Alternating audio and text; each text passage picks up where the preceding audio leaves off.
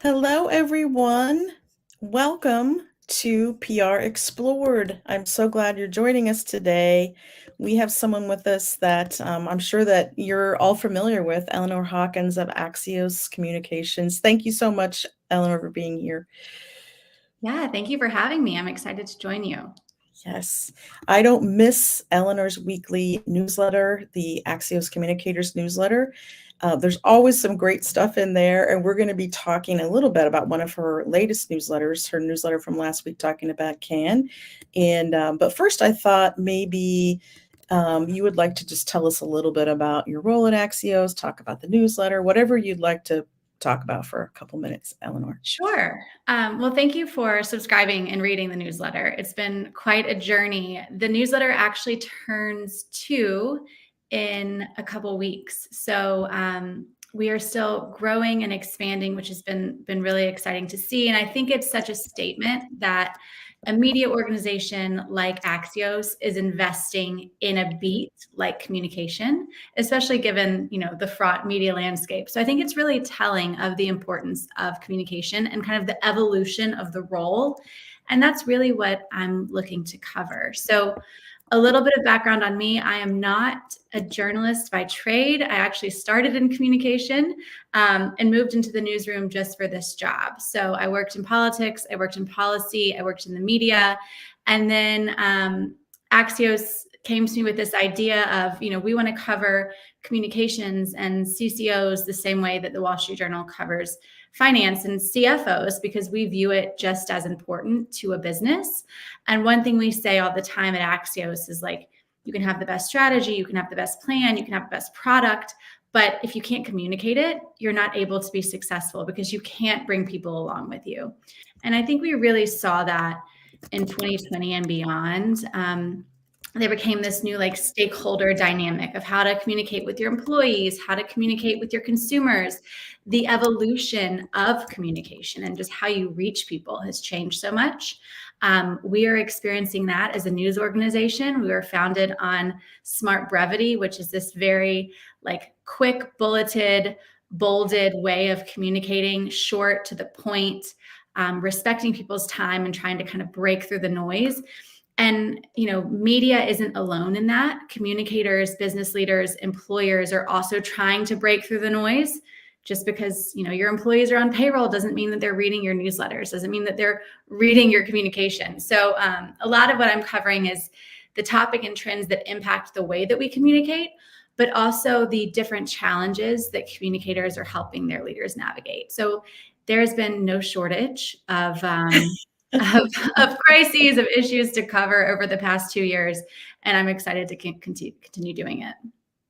It seems like a dream job to someone someone like me who just, adores talking about, the trends and the craft and the, approaches and all that. So I think that's, I think that's why I love the newsletter so much. I look forward to it, and there's just always, I mean, usually multiple things in there that I, am thinking about, and, very thought-provoking topics. And yeah, I would suggest that everybody sign up for that, because it's really quick and easy to just, look through there and then dig deeper if you want to on anything in particular that catches your eye. So that was how, I learned about you, and I'm just so grateful that you're doing this. So thank you. Yeah, it has been really fun. I'll say, being able to kind of take a step back, since I'm not bogged down with the day-to-day role of a communicator, I'm able to take a step back and look at the trends and kind of connect the dots, and also look more forward when it comes to what's next in communication, which is what I'm really excited about. And there's so much transformation happening.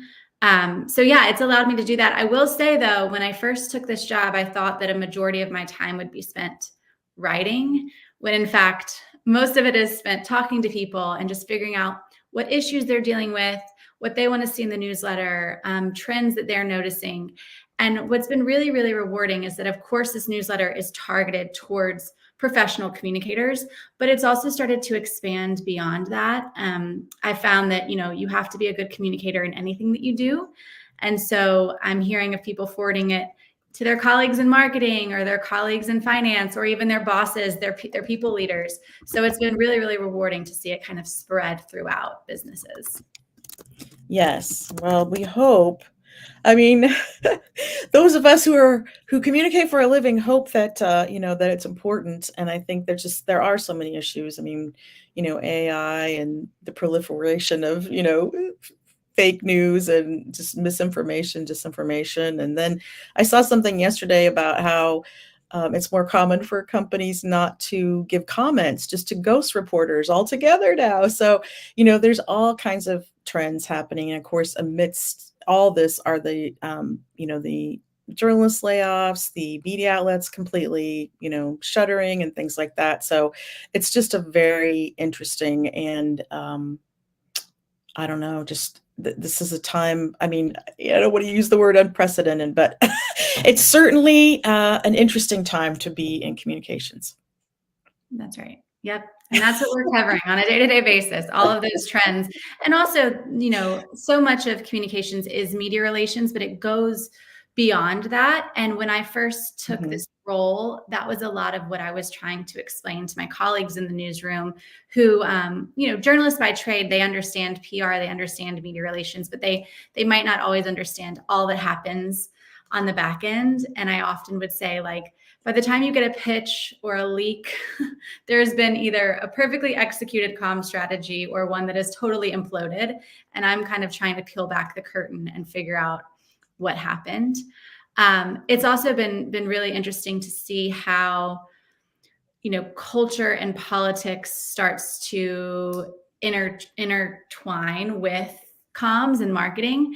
And that was definitely something that we saw and heard a lot when we were in Cannes last week, is just how marketing has become more than just a creative endeavor. It really can be politicized if you're not thinking through or bringing the right people to the table. Yeah, let's jump in right there because that was one of the points that I wanted to. There were several points in the newsletter actually about that, but one of the ones that caught my eye was if you take a stand on a social or geopolitical issue, you have to be firm about it because if you're wishy-washy, that doesn't work so well. And I think we could probably cite some examples. I know I'm thinking about Budweiser last summer, had some issues there. So let's chat about that a little bit.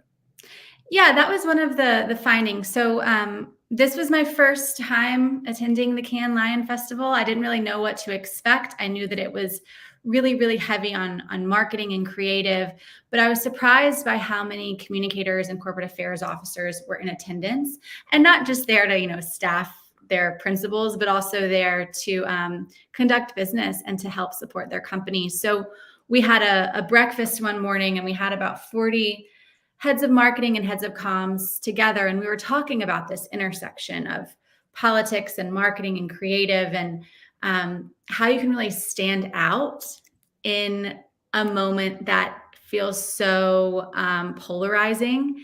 And many of them talked about this shift from going from more like values based messaging to more humor. And I think we saw a lot of that, especially like the Super Bowl, for example. There were very few values or political type commercials, and they were much more humor focused. But there are reasons to get involved in certain issues or comment on certain issues, even if it's beyond just your creative. And so that was something we talked a lot about, is how you balance that. And being wishy-washy will get you into trouble, because that means that A, you don't really know what you stand for, and B, it's not tied to either the mission or objectives of your company. So we're seeing people kind of walk back and say, oh, we said this in 2020, or we made this pledge in 2020, and we're either not carrying it through, so we seem wishy-washy, or we might have changed our stance a little bit and we're tying it back to our values. So I mean, I think it's a positive shift that brands and leaders aren't just saying things to say them. They're out now being more thoughtful and prescriptive in what they say and do. But because of that, it doesn't allow for you to be wishy-washy. And that really is the kiss of death, right? Because then you alienate all of your stakeholders, and it also makes them question, what your company really stands for. And so, you mentioned some examples. We've seen it happen in real time. Now we're seeing brands be much more thoughtful and much more prescriptive in how they engage. Yeah. I mean, it takes some time, I think, to figure out, yeah, what does really work, because I feel like so many times they're just like, jumping on a bandwagon and there's no real connection or thought behind it. And I think that that is something, while it's tempting, I think in the moment for brands to do that, they just have to control that impulse and be like, we got to think through this a little bit. And not that I mean, I think maybe they should take stands. And I think consumers expect brands to take stands now, as they are the most trusted entity. If you look at, the trust index, they're the most trusted entity out of any other organization. It's business, which I'm always like, really, like, but I guess that's where we're at. So I think people are expecting leadership and them to step up a little bit on some of these issues. Yeah, and you mentioned jumping on the bandwagon, which made me think about the risk of relevancy, especially online. So we've seen so many brands try to jump in and engage in these like viral moments, whether it's like a viral TikTok trend or a social media trend, and we've seen some of them get in trouble. So there is like this risk, and we have to weigh, do we want to engage here? Yes, it might get us a little bit of attention. Yes, we might be newsjacking, but are we prepared for negative reaction that might come from it? And I think it's that's why it's so important for marketers and communicators or corporate affairs professionals to work together, because oftentimes the marketers are really caught up on the trends, and the communicators are thinking more big picture about reputation and protecting brand. One, Mhm. I had the opportunity to interview the chief marketing officer and chief corporate affairs officer of Amex together on stage. And so it was really interesting to hear them talk about their dynamic and their partnership. And Mhm. what they basically said was like, brand stewardship is a shared responsibility for them both. Marketing thinks about brand alignment, and comms thinks about brand safety. And you have to work hand in hand, or else you get yourselves into some of the marketing snafus that we've seen happen over the past year or two. Yeah, and the legal team, I'm sure they're probably erring on the side of caution as well, because, and I think, just from a communications point of view, it's much easier to save yourself the trouble of trying to clean up a mess after the fact versus, positioning yourself and thinking through it beforehand. And I think that's something that we just see over and over again. And, I don't know how to say it any more clearly, but they just can't be out there going rogue. And I mean, I don't know how these things happen all the time. I feel like that I don't know if they need more media training or just more preparation, or if they're just okay shooting from the hip, or this is confusing to me sometimes. Well, I think it's also just about knowing your audience, and understanding where they are. A really interesting example that came up, it's come up a few times over the past year, but 7-Eleven has done a really good job of engaging online and kind of capitalizing on social media trends while staying true to the brand and who they are.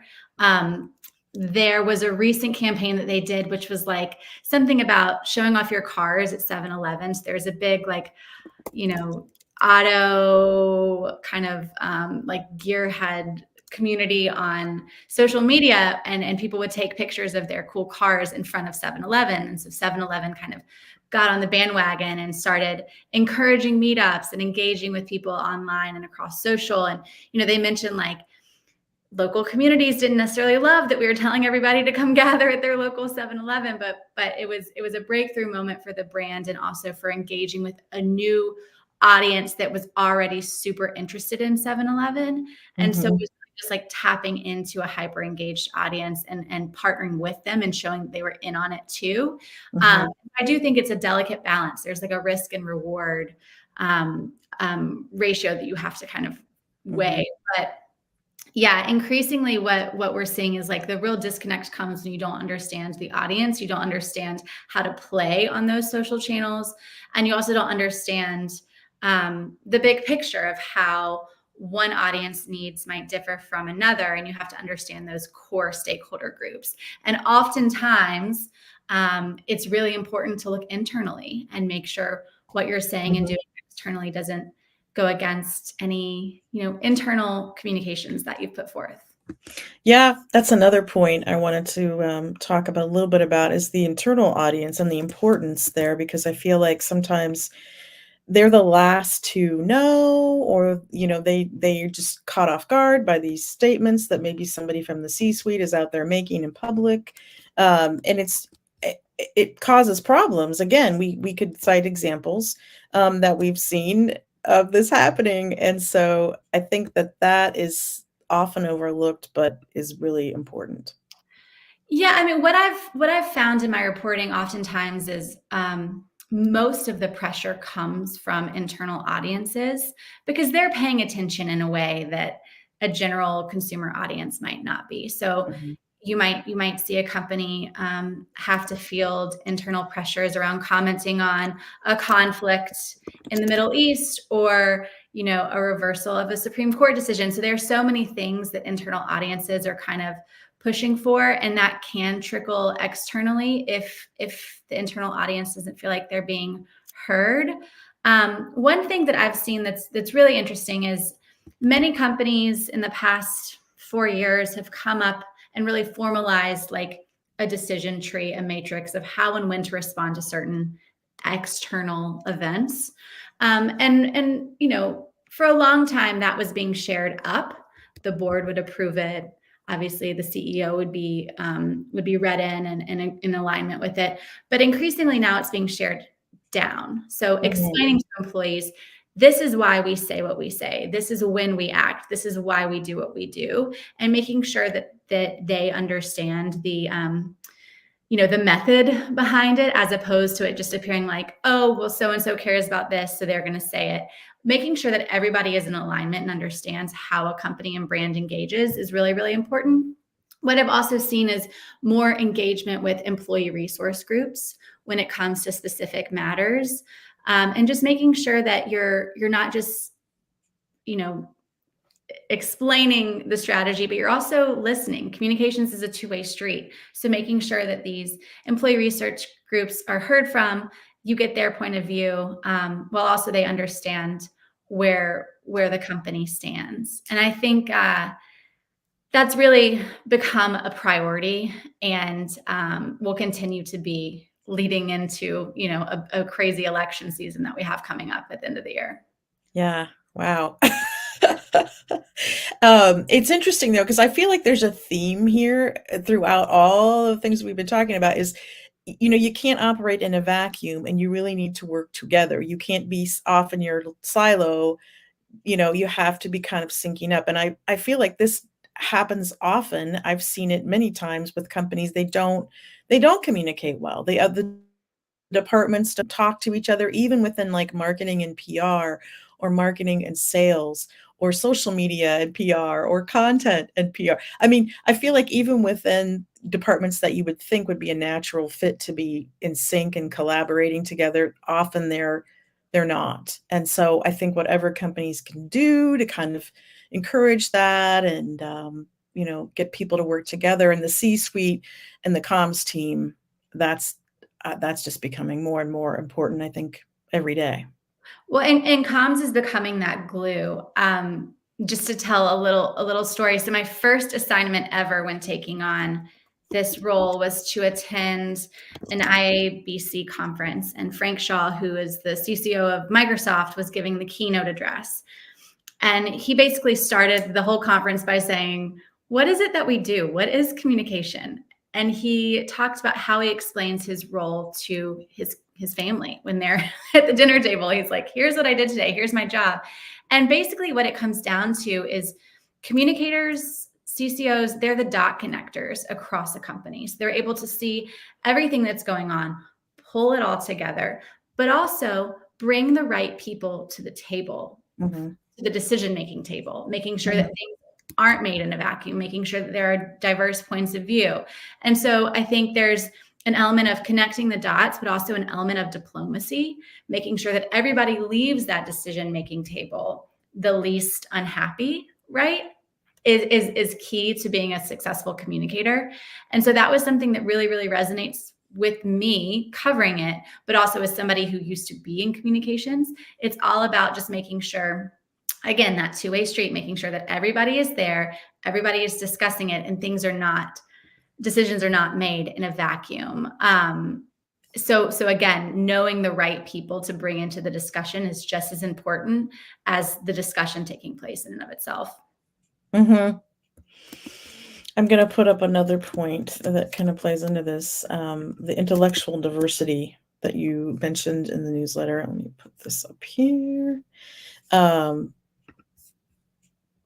yeah, there's a need for more intellectual diversity at the table when it comes to creative brand campaigns. I think I mean, again, it's bringing the right people and having, I guess representation or just thinking through. I still see campaigns sometimes when I'm like, no one spoke up? Who was there? Like, what happened there? Something apparently did not, I don't know. Somebody didn't weigh in or the right people weren't there to weigh in, I guess.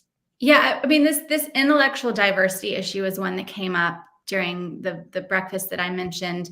And really what it came down to is just making sure that people from across the globe, across generations, across the political spectrum are Right. involved in the creative process so that you understand how things might be perceived in different places beyond just your bubble. So yeah, I mean, I think that's a really important point, and one that we're seeing companies think through, because increasingly people are labeling companies as left-leaning or right-leaning based on how they engage through creative and through their communications. So I think it's really important to understand, like, if you were going to be, a Chobani or a Patagonia, or one that really like plants their flag in being more environmentally conscious or more left leaning, that you do that. But if you want to appeal to all, you want to be viewed as nonpartisan,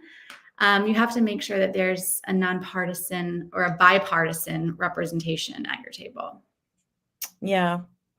I was wondered then when sometimes they get a backlash, and then I always wonder, does it die down? What is the long-term effect, on the bottom line for a company, for example, that, comes out and it's, the space is unpopular with a segment of their, customer base.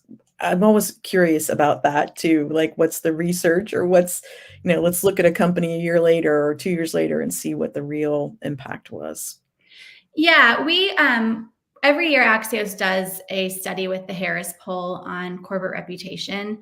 And one thing that we've found, at least, is that Disney, which got itself in a little bit of hot water over the past few years around you know, the legislation in Florida, Disney is on its way back. Like, it is rebounding with Republicans, which I think is interesting and telling, that like it didn't take very long for this company to bounce back and gain inroads in a place where they were boycotted. It is still unknown what could come of Bud Light or AB InBev's reputation. Same with Target. We found in this year's study, which again, it's the first year that we've done this since last year's boycott. Mhm. We found that the impact on their reputation wasn't as big as, say, an operational failure that Boeing went through. Like, operational failures are still causing much more reputational damage than saying the wrong thing. Right. But how long it takes a company to bounce back and the impact that it has on the business is still TBD when it comes to those specific companies. Yeah, because I think a lot of people were trying to point out, that it had a big impact, on Budweiser, and I'm not sure that we have the data to back that up. So, Well, over the longer term, still a year later, like the business is still struggling. It hasn't made up for the loss that it had. But, how long does that last? We will see. And what do they do in the meantime to try to bring people back in? The other thing you have to remember is like the beer market is a crowded place. The beverage market is a crowded place. Consumption habits are changing, especially among younger people who aren't drinking as much. So there are a lot of macro factors at play. But yeah, that one will be an interesting thing to watch. Yes, we'll be watching. I want to talk about one more point, and then we'll see if anyone has questions before we wrap up here. So I want to talk about brand sitting within communications, because I mean, that seems to be where it should be. So I'm happy to see that. But can you just talk a little bit about this? Yeah. So this is something that I had been hearing from communicators, my readers, for a long time. I went to Cannes with a bunch of marketers, and they didn't necessarily agree with this take, but it is something that I'm seeing in my reporting, which is, and I think a good way to look at it is to think of startups or early stage companies that are looking to go public, right? Those companies are trading in their CMOs for CCOs. And that is to say, they are no longer as concerned with growth. They're now more concerned with reputation. So that's where CCOs come into play. Brand reputation, it's all one and the same to the consumer, to legislators. They don't differentiate the two, right? Marketers might, academics might. To the general public, a company's brand and a company's reputation is one and the same. So I think there's that piece that's really important to note. The other thing I'll say is that social media has really changed this. So who owns, the X feed? Who owns the Instagram? Yes, you're trying to reach consumers, but consumers increasingly care about the reputation of a company. They increasingly care what a company stands for. They increasingly care how a company is treating their employees, and that all aligns with reputation. So yeah, we're seeing this battle of who owns brand and creative and who owns growth. Increasingly, they're working together, but you're also seeing some companies, like I said, trade in their CMOs for CCOs when they're ready to make a big move or when they're in this growth phase, or you're seeing CCOs take on marketing, which I think is also, an interesting development in and of itself, because it's usually the opposite. Regardless of where it sits, it is all part of the story of a company. And so partnership is really important. And like I said, going back to that brand steward point of like alignment and safety, that's really the number one concern for both comms and marketing.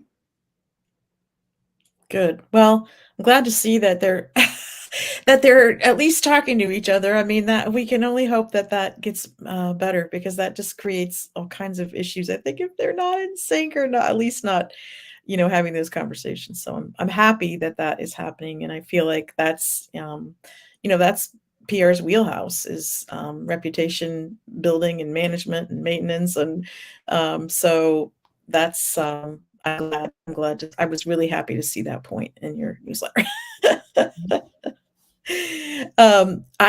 I looking to see if anyone has questions. As we kind of wrap up here, what are there any final takeaways that you think are important for those of us in communications and PR and related fields to keep in mind? Yeah, I mean, I think again, just harping in on the fact of being the dot connectors, being the glue, being the ones who are expected to serve as liaisons between all of the different audiences, all of the different stakeholders. That really is the core tenet of being a corporate communicator right now. And then also just understanding where your audiences are and how best to reach them. If you're going to be a good liaison for your audience, you have to understand them, you have to know them, you have to know how to engage with them, you have to know how to listen to them. So seeing communicators do more of that, I think is going to be the future of comms. And then Mhm. the other thing I'll say is, again, just that crossover between marketing and comms is something that I'm paying a lot of attention to. And then also the elevation of corporate affairs, what that means, and how government relations is being brought in, how community engagement is being brought in, how ESG is being brought in. It all has to do with reputation. And so knowing that communicators are the dot connectors and kind of the protectors and enhancers of reputation is key, and is what I'm going to cover for the next few months. Yeah, you're gonna be busy. You are gonna be busy, Eleanor. So I'm gonna put the link to subscribe to the newsletter up one more time and encourage everybody to sign up and read and follow Eleanor. And she's definitely one of my go-tos, and we really appreciate your work here. And I appreciate you being here today. Thank you so much. Thank you for having me, Michelle.